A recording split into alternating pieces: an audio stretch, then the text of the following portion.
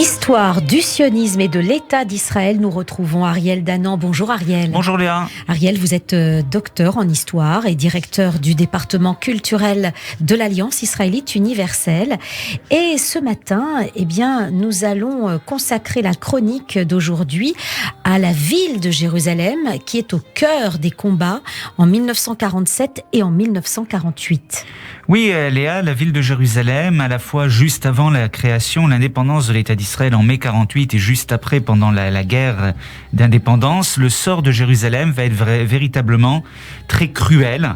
Et j'aimerais rappeler simplement un ou deux chiffres. En 1947, la population juive de la ville de Jérusalem comprend 100 000 personnes contre 33 000 musulmans et 31 000 chrétiens. Et les quartiers juifs et arabes sont mitoyens, certains quartiers sont mixtes, les bâtiments administratifs sont communs à toutes les communautés, et autour de Jérusalem vivent 300 000 musulmans, contre seulement 35 000 juifs dans les kibbutzim et les yishuvim, par exemple au Gush Etzion. Alors ces chiffres sont importants parce que c'est ce qui va expliquer la violence des combats autour de Jérusalem. Mais pour expliquer aussi cette violence, il faut remonter un peu plus loin et se souvenir qu'il y a eu déjà des affrontements extrêmement violents entre juifs et arabes dans les années 30, des massacres de juifs, notamment en 1929 et en 1936. Et rappelez aussi que selon le plan de l'ONU de 47, Jérusalem, comme Bethléem, ne devait être ni juive ni arabe, mais sous un mandat international.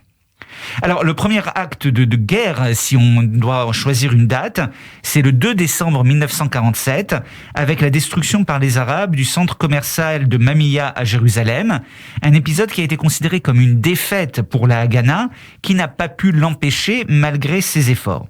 Et à partir de décembre 1947, Jérusalem va être ensanglantée par des assassinats, des attentats suicides, qui paralysent la vie quotidienne, le commerce, les écoles qui sont obligées de fermer.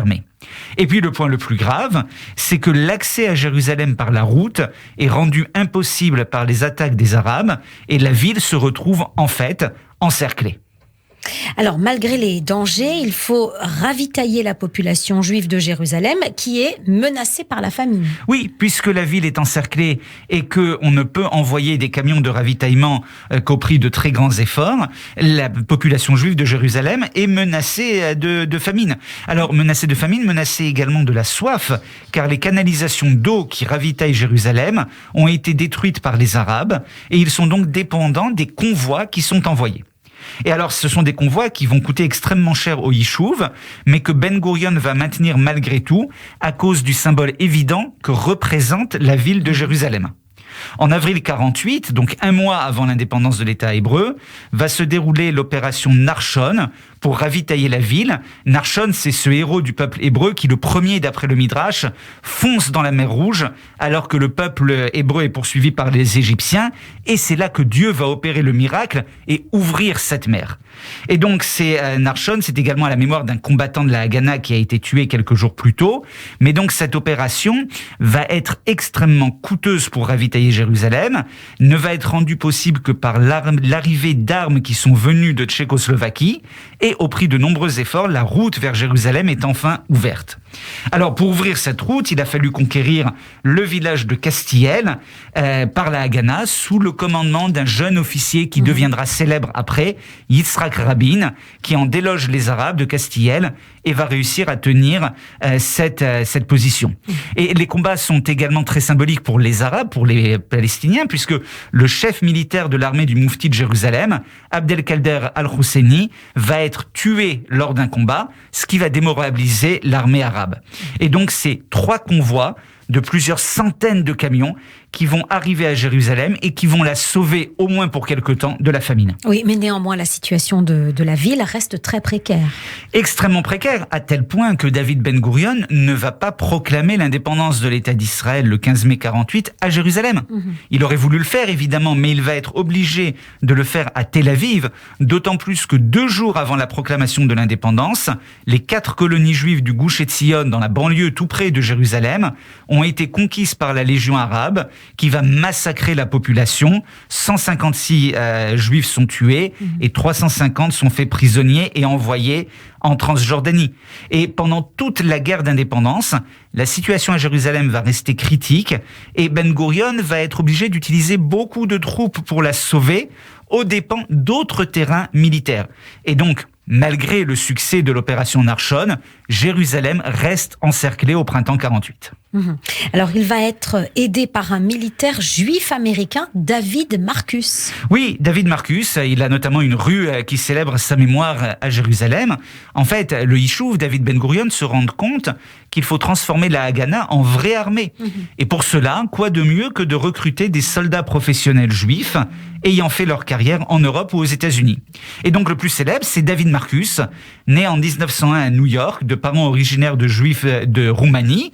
Il est colonel de l'armée américaine, il a participé au débarquement de Normandie et il va accepter de conseiller Ben Gurion pour professionnaliser la Haganah. Il est aussi chargé par Ben Gurion de sauver Jérusalem et de lutter de toutes ses forces au printemps 48 pour dégager la ville de l'encerclement. Il est le premier à porter le titre de Halouf, général, qui est un terme venu de la Bible. Malheureusement, dans la nuit du 11 juin 1948, il est tué par erreur par une sentinelle de la Haganah trop nerveuse. Et donc, aujourd'hui, de nombreuses rues portent le nom de ce premier général juif de l'ère moderne. Oui. Et à l'intérieur de la ville, la situation reste dramatique de longs mois. Oui, bien sûr, parce qu'il y a la famine, il y a les affrontements incessants, il y a des morts tous les jours. La situation est particulièrement atroce dans le quartier juif de la vieille ville. Lorsque les Britanniques quittent la Palestine le 13 mai 48, vivent dans ce quartier juif 1700 personnes, protégées seulement par 150 combattants de la Haganah et du Hetzel. Mais malgré leur petit nombre, ils vont arriver à prendre possession des positions britanniques. Mais dès le 16 mai, les armées arabes s'attaquent au quartier juif et arrivent à en conquérir un tiers. Les combats se poursuivent, quelques dizaines de soldats juifs arrivent à renforcer le quartier et s'emparent brièvement de la porte de Tzion avant que la légion transjordanienne la reconquiert. Et peu à peu, la Légion prend place dans le quartier juif, détruisant la synagogue Sha'ar Tzion, encerclant les Juifs entre les 4 synagogues dites séfarades. Après de durs combats, le 27 mai, la synagogue de la Khourba est détruite, cette magnifique synagogue à la coupole qui a été reconstruite il y a seulement quelques années à Jérusalem. C'est un toit bien particulier, arrondi, c'est une synagogue vraiment de toute beauté. Je vous la conseille de la visiter. Je la trouve absolument magnifique. Mais en tout état de cause, après la destruction de cette synagogue, il ne restait que 50 combattants juifs dans le quartier juif de la vieille ville de Jérusalem. 69 soldats ou civils avaient été tués. Et finalement, les derniers soldats et habitants sont obligés de se rendre et tous les hommes sont envoyés en captivité en Transjordanie où ils resteront prisonniers de guerre pendant 9 longs mois. Le reste des habitants est obligé de partir. Les morts même ne peuvent être emportés et resteront dans des tombes provisoires jusqu'à la victoire de 1967. Oui, et c'est ainsi que Jérusalem restera divisée jusqu'en 67. Jusqu'en 67 et jusqu'à la guerre des 6 jours, parce que la victoire malgré tout du Yishuv, c'est d'avoir réussi à conquérir tout Jérusalem, y compris des quartiers périphériques arabes tels que Katamon. Mais la vieille ville, elle, n'est plus sous domination juive. Merci Ariel, on se retrouve la semaine prochaine. Je rappelle que vous êtes docteur en histoire et directeur du département culturel et de l'Alliance israélite universelle. À la semaine prochaine.